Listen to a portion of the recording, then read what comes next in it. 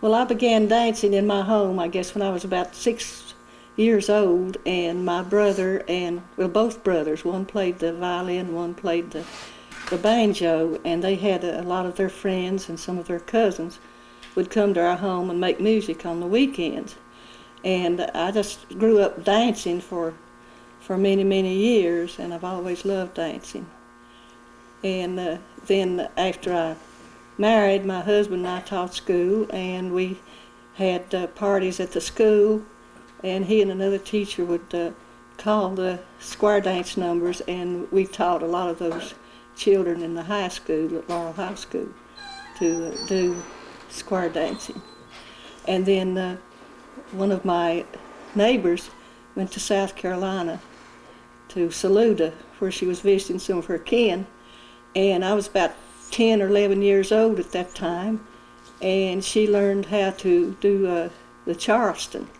And when she came back home, she came to visit my mother, and my brothers played for her, and I learned all those Charleston steps. I knew quite a number, but I've forgotten several of them.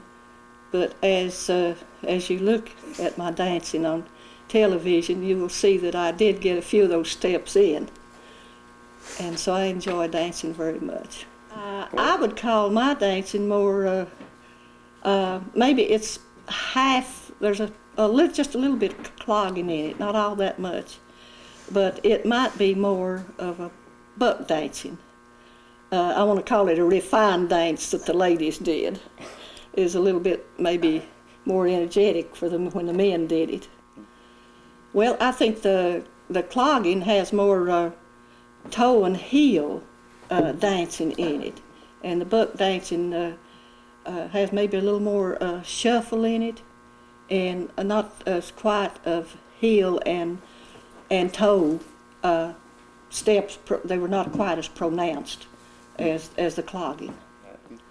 The Shelton Laurel Backstep, the way I heard it was these loggers used to go out in the mountains and they'd cut timber. And when the tree was beginning to fall, they'd call on a fella that liked to dance and say, jump up on that stump and do the backstep for us. And that's how it got started. That's the story. That's how it originated.